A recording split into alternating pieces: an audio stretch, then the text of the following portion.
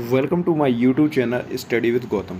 दोस्तों, जैसा कि आपको पता है कि मैं कराने वाला हूं previous years questions UP PAT के जो काफ़ी ज़्यादा इंपॉर्टेंट क्वेश्चन है, प्रीवियस ईयर्स क्वेश्चन पूछे गए थे, तो उनको आज मैं इस वीडियो में कराने वाला हूं। तो फ्रेंड्स, वीडियो में आगे बने रहें, बिना स्किप किए वीडियो को साथ बने रहें। तो हमारा सबसे फर्स्ट क्वेश्चन है कि चरक सहायता का संबंध किससे है। तो फ्रेंड्स, जो चरक सहायता है उसका संबंध किससे है, तो चरक सहायता है, तो इसका जो ऑप्शन नंबर डी होगा वो होगा राइट आंसर। कौन सा होगा फ्रेंड्स? ऑप्शन नंबर डी, क्योंकि जो चरक सहायता थी वो चिकित्सा से संबंधित थी। किससे थी फ्रेंड्स? चिकित्सा से संबंधित। तो इसका राइट आंसर हो जाएगा ऑप्शन नंबर डी। अब बढ़ते हैं हम अपने नेक्स्ट क्वेश्चन की ओर। नेक्स्ट क्वेश्चन है कि भारत में शासन करने वाले दिए गए शासकों का क्रम अनुसार सही क्रम क्या है। तो फ्रेंड्स, अब इसमें हमें बताना है कि सही क्रम कौन सा है।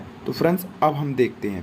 देखिए, सबसे पहले शासनकाल किसका होता है? गुलाम वंश के बाद गुलाम वंश में जो था इल्तुतमिश। किस में था फ्रेंड्स? इल्तुतमिश। तो हमारा 4 हो जाएगा फर्स्ट पहले। फिर उसके बाद आ जाए खिलजी वंश यानी थर्ड हमारा हो जाएगा अलाउद्दीन खिलजी। और उसके बाद आता है शेरशाह सूरी, क्योंकि जब हुमायूं और शेरशाह सूरी के बीच युद्ध हुआ था तब अकबर नहीं था। अकबर हुमायूं का पुत्र है, यानी कि हुमायूं के बाद अकबर आया, तो यानी शेरशाह सूरी जो होगा हमारा फर्स्ट बन जाएगा। नेक्स्ट हो जाएगा हमारा लास्ट बन जाएगा सेकंड नंबर से अकबर। तो हमारा फ्रेंड्स जो ऑप्शन कौन सा बनेगा है इसको हम देखते हैं। तो इसका हमारा ऑप्शन नंबर जो डी है वो राइट हो जाएगा फ्रेंड्स। कौन सा हो जाएगा? Option number D right answer हो जाएगा। अब बढ़ते हैं हम अपने नेक्स्ट क्वेश्चन की है। नेक्स्ट क्वेश्चन है कि निम्न में से कौन संत शिवाजी के समकालीन थे। तो फ्रेंड्स, जो शिवाजी के समकालीन थे वो थे ऑप्शन नंबर बी संत तुकाराम। प्रीवियस ईयर क्वेश्चन से पूछा गया था, काफ़ी ज़्यादा इंपॉर्टेंट है, तो आप याद रखिएगा। नेक्स्ट क्वेश्चन की ओर बढ़ते हैं। नेक्स्ट क्वेश्चन है कि बंगाल के प्रथम गवर्नर जनरल कौन थे। तो फ्रेंड्स, जो बंगाल के प्रथम गवर्नर जनरल कौन थे? तो लॉर्ड वारेंग हेस्टिंग, जो कि थे गवर्नर बंगाल के प्रथम। क्वेश्चन घुमा के भी पूछा जा सका कि बंगाल के प्रथम गवर्नर जनरल कौन थे, तो Lord Warren Hastings. Option number D इसका राइट हो जाएगा। अब बढ़ते हैं हम अपने नेक्स्ट क्वेश्चन की ओर। तो नेक्स्ट क्वेश्चन है हमारा कि निम्न में से कौन सा जोड़ा सही नहीं है। तो फ्रेंड्स, इसको हमें पहचान करना है कि निम्न में से कौन सा जो जोड़ा है वो सही नहीं है। तो इसका जो ऑप्शन है हम वो देखते हैं। सबसे फर्स्ट ऑप्शन है कि ईडी यानी मुस्लिम युग की शुरुआत कब हुई थी। तो मुस्लिम युग की जो शुरुआत हुई थी वो 622 ईस्वी में हुई थी। हिजरी संवत है वो उसकी स्थापना के लिए माना जाता है और 622 ईस्वी में माना जाता है। कलिंग का जो युद्ध हुआ था वो 261 ईसा पूर्व में हुआ था। कब हुआ था फ्रेंड्स? 261 ईसा पूर्व में। और शक संबंध की भी जो शुरुआत हुई थी वो 78 ईस्वी में हुई थी। अब जो नेक्स्ट जो सी ऑप्शन दिया गया है कि 1709 में औरंगज़ेब की मृत्यु हुई थी, तो फ्रेंड्स ये गलत है। जो 1707 है तो ये ऑप्शन गलत है, क्योंकि औरंगज़ेब की मृत्यु 1709 ईस्वी में हुई थी। तो इसका जो राइट आंसर हो जाएगा इस हिसाब से कि सही नहीं है, तो ऑप्शन नंबर सी सही हो जाएगा कि औरंगज़ेब की मृत्यु 1709 में नहीं हुई थी। अब नेक्स्ट क्वेश्चन की ओर बढ़ते हैं कि नेक्स्ट क्वेश्चन हमारा कौन सा है? निम्न में से किसे भारत के ग्रैंड ओल्ड मैन के नाम से जाना जाता है। यानी कि इसमें पूछा गया है कि भारत के grand old man of India कौन है। तो फ्रेंड्स, ये तो सभी को पता होगा कि भारत के ग्रैंड ओल्ड मैन कौन कहा जाता है, तो दादा भाई नेहरू को ग्रैंड ओल्ड मैन की उपाधि से नवाजा गया है।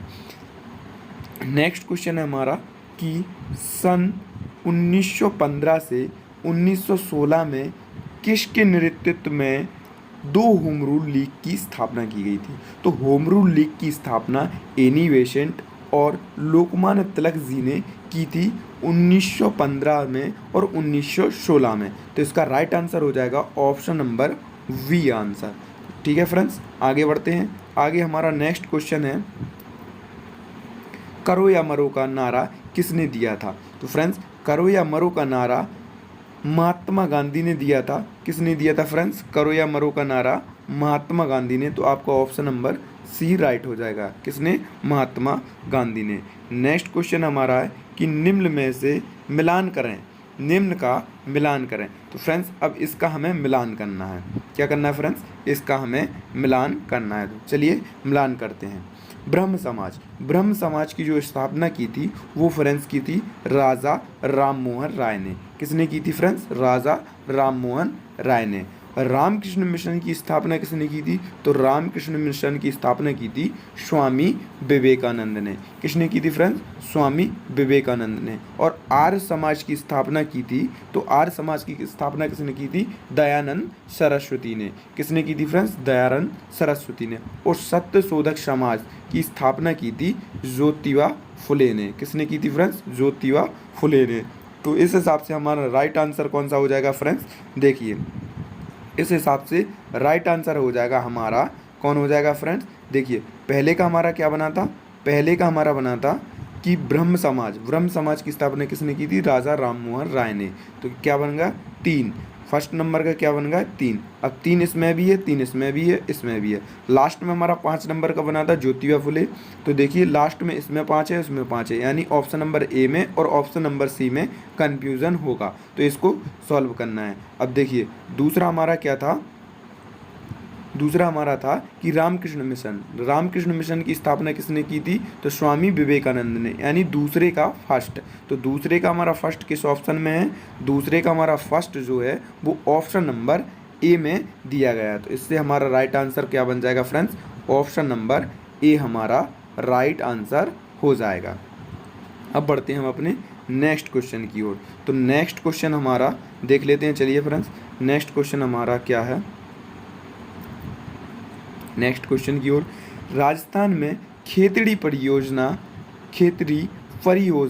किसके उत्पादन के लिए प्रसिद्ध है? तो फ्रेंड्स जो राजस्थान में खेतड़ी परियोजना है वो है तांबा के लिए प्रसिद्ध।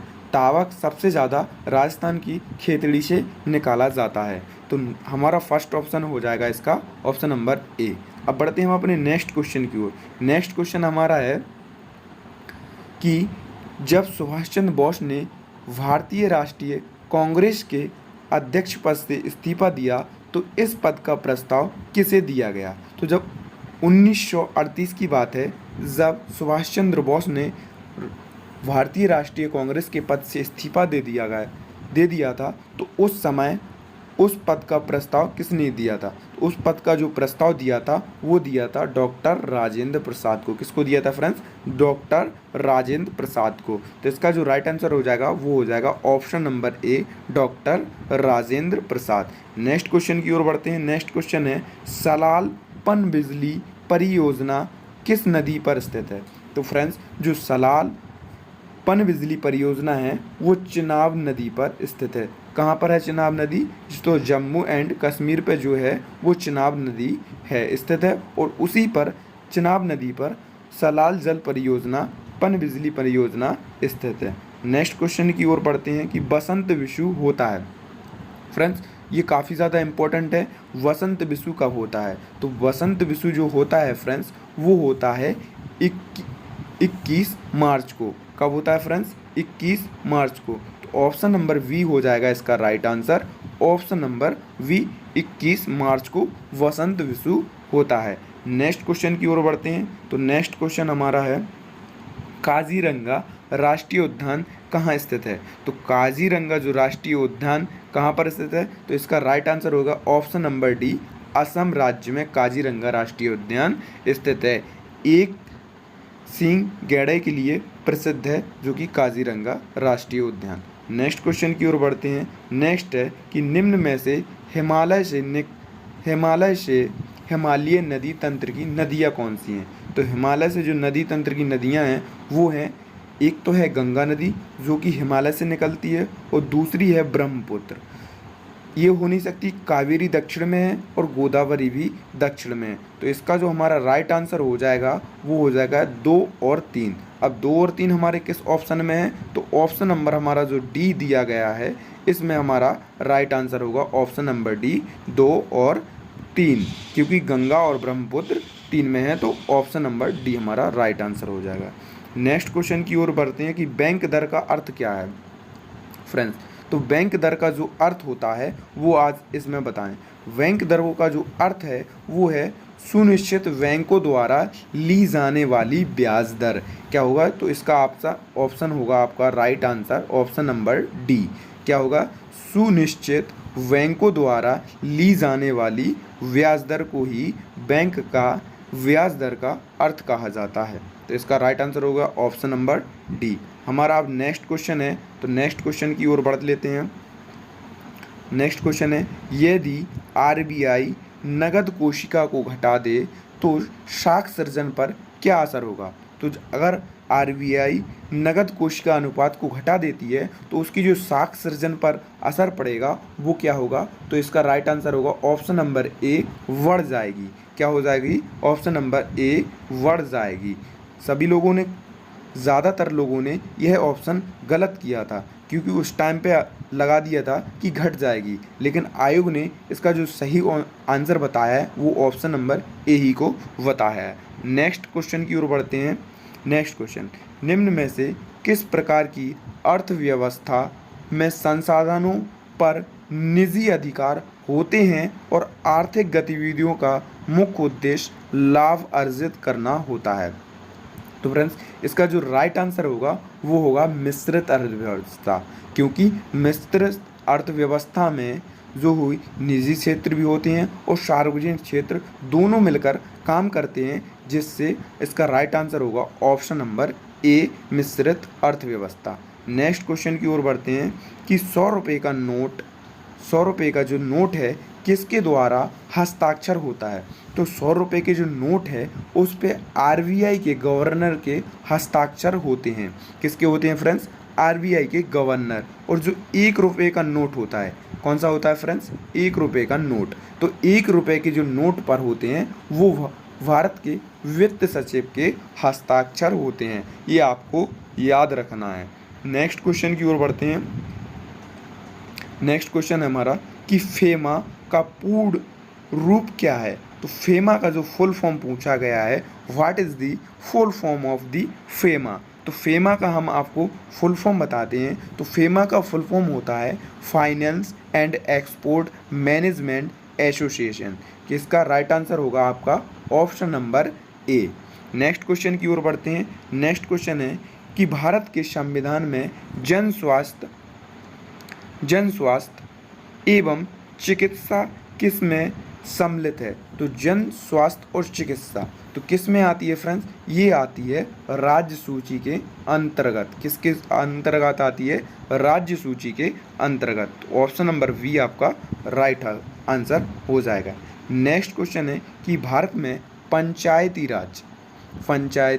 राज्य व्यवस्था किसके अंतर्गत आती है? तो फ्रेंड्स जो पंचायती राज व्यवस्था है वो राज्य के नीति निर्देशक तत्व के अंदर आती है। तो इसका राइट आंसर हो जाएगा ऑप्शन नंबर ए। अब बढ़ते हैं हम अपने नेक्स्ट क्वेश्चन की ओर। तो नेक्स्ट क्वेश्चन हमारा काफ़ी ज़्यादा महत्वपूर्ण है और इसमें है कि ठोस चालक में धारावाहक होते हैं। तो फ्रेंड्स जो ठोस चालक होता है इसमें पूछा गया है कि ठोस चालक में धारावाहक कौन होते हैं? तो ठोस चालक में होते हैं फ्रेंड्स मुक्त इलेक्ट्रॉन। कौन होते हैं फ्रेंड्स? तो मुक्त इलेक्ट्रॉन। तो इसका राइट आंसर हो जाएगा ऑप्शन नंबर ए, मुक्त इलेक्ट्रॉन। अब बढ़ते हैं हम अपने नेक्स्ट क्वेश्चन की ओर। नेक्स्ट क्वेश्चन है हमारा शिक्षा का अधिकार एक मौलिक अधिकार है जो कि संबंधित है। तो फ्रेंड्स जो शिक्षा का जो एक मौलिक अधिकार है वो आर्टिकल किस में बताया गया है? तो आर्टिकल 21A के अंतर्गत जो शिक्षा का एक मौलिक अधिकार को बताया गया है। आर्टिकल 29 एवं 30 में जो कि बताया है अल्पसंख्यकों के वर्ग के हितों में 29 एवं 30। नेक्स्ट जो हमारा ऑप्शन नंबर डी है 19, उसको भी पढ़ लेते हैं। तो इसमें बताया गया कि प्रेस की स्वतंत्रता। क्या बताया गया फ्रेंड्स? प्रेस की स्वतंत्रता। हमारा लास्ट क्वेश्चन है जो कि है निम्न में से किसे भारतीय संविधान सभा के उद्देश्य प्रस्ताव रखा था? जो भारतीय संविधान सभा का उद्देश्य प्रस्ताव किसने रखा था? तो भारतीय संविधान सभा का उद्देश्य प्रस्ताव पंडित जवाहरलाल नेहरू ने रखा था। किसने रखा था फ्रेंड्स? पंडित जवाहरलाल नेहरू जी ने रखा था। तो फ्रेंड्स मैंने आपको इसमें 25 इम्पोर्टेंट और प्रीवियस ईयर्स क्वेश्चंस कंप्लीट करा दिए हैं। आपको अगर हमारी वीडियो अच्छी लगी हो तो वीडियो को लाइक करें और चैनल को सब्सक्राइब करें। Thanks for watching my videos.